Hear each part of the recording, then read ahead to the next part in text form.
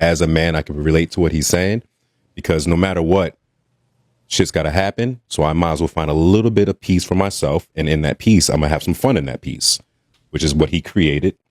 It's called an outlet, guys. I think that's the perfect word. Yeah. We need an outlet. Right? I don't think what he's talking about is an outlet. It's not a healthy outlet. But no, it's definitely it's definitely an outlet, but it's a healthy outlet. outlet. I just think that it's just not a glorified outlet for a man to be happy year round. Like, God forbid, like, I got a couple homies that are married, and I'm watching, one of them already got divorced. I'm watching the divorces start to stack up and shit. When you start to see, like, the thing is this, when you're married, especially if you're a man with some type of pride within your marriage, you're not going to express all the flaws of your marriage to nobody.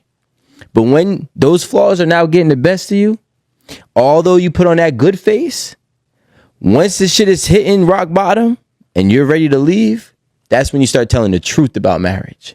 And I think right now, a lot of men have been bamboozled to be married for the look, for the status. There might be some type of financial benefit. I'm not sure of it. But when you start to realize, like he said, people start looking their age when they get married. And even when they exit, you start watching them look a little bit younger. Out of nowhere, he done got happy.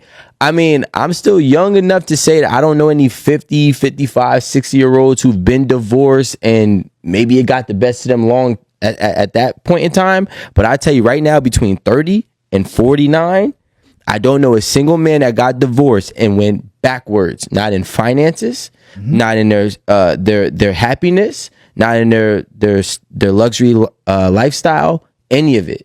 If anything, I've only seen them progress. Because either way, they're going to continue to do what they got to do. So there's nothing in their ear or on their shoulders, because the world is already on this shoulder. I don't need a girl that's going to be on this shoulder. If anything, help push me up. Yeah. But a lot of girls want to sit on top of you, and it's like, bitch, the world is heavy too. And I can't juggle all of this shit at once. I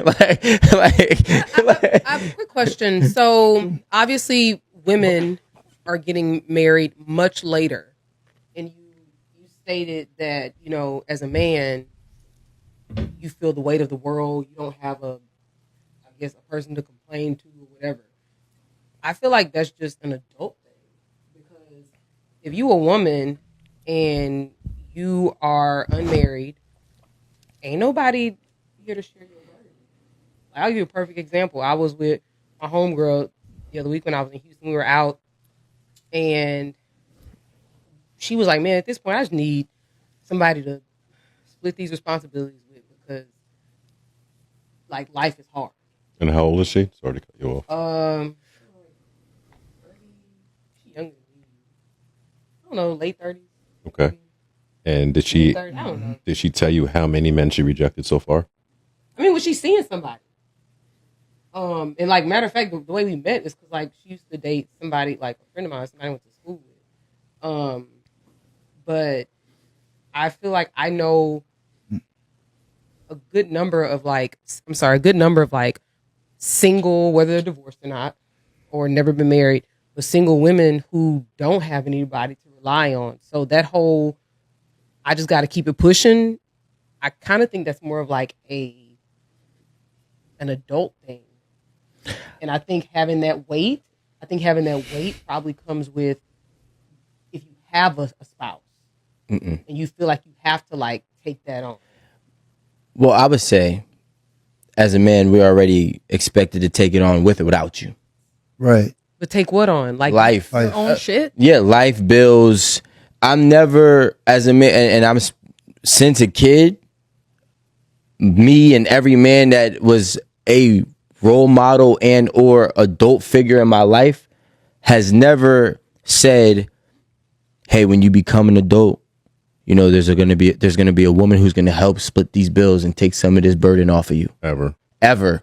There was never, like, in my, ain't nobody saying that to women. But what I'm saying is, it's happening. But ain't nobody, I'm telling you, ain't nobody saying that to women. But what I'm saying, mothers are telling their daughters, don't depend depend on a man. No, but what I'm You need saying, to be able to get it out. but what I'm saying You is, just said your friend said she's looking for somebody to Yes. split everything with. because like at some point in no time, one's telling her that. no, we're not saying. Okay, so listen. I don't like What her, I'm and I don't even know. Yeah, yeah. What I'm trying to say is, as a man, our brain is programmed to accept full responsibility and never search for an outlet.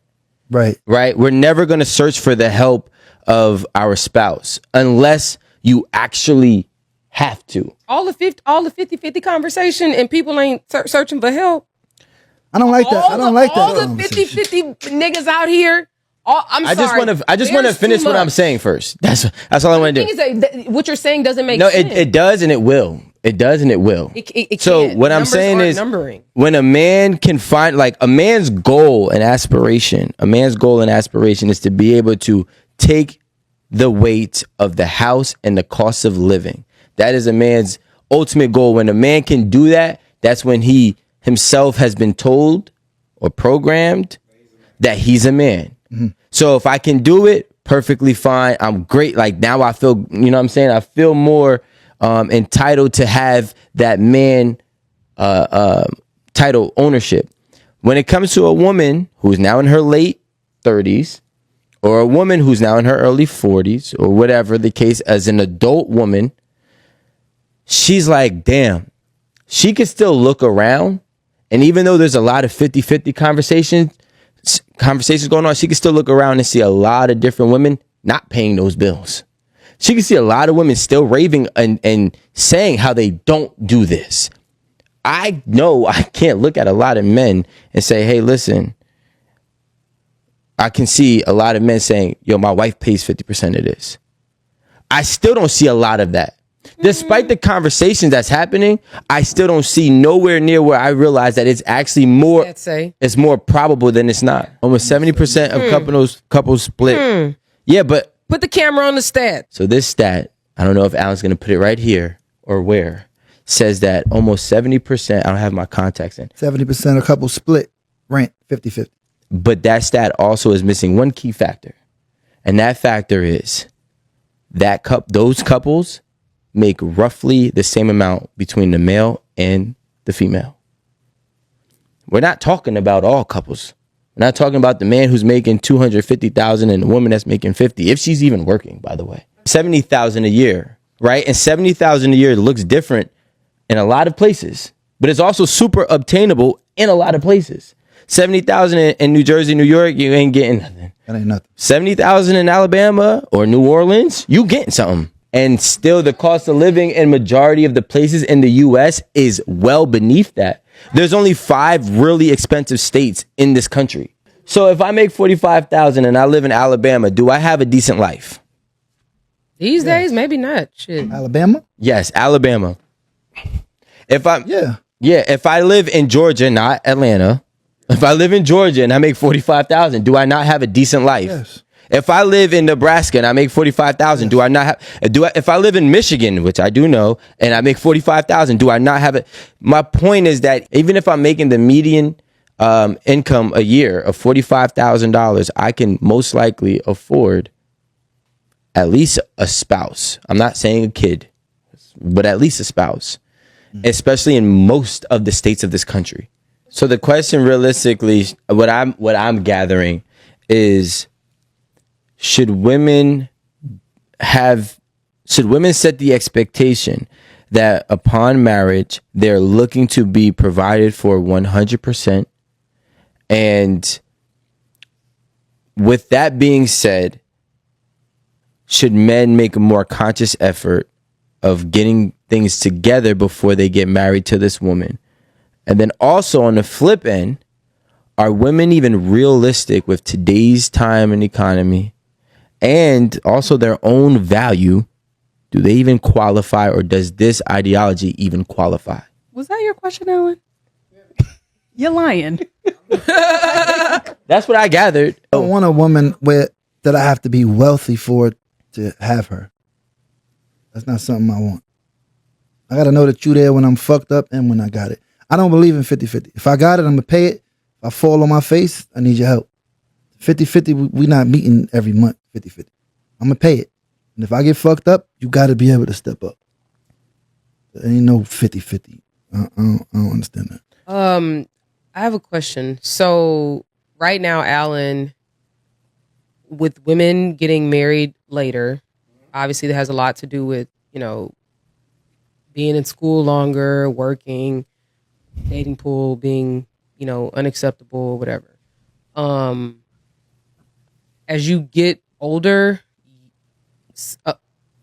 I would say as you get older, it's reasonable to believe that you are more settled financially and you're okay. So you're not necessarily looking for a provider in that sense. Okay. Because all these years you've been providing for yourself.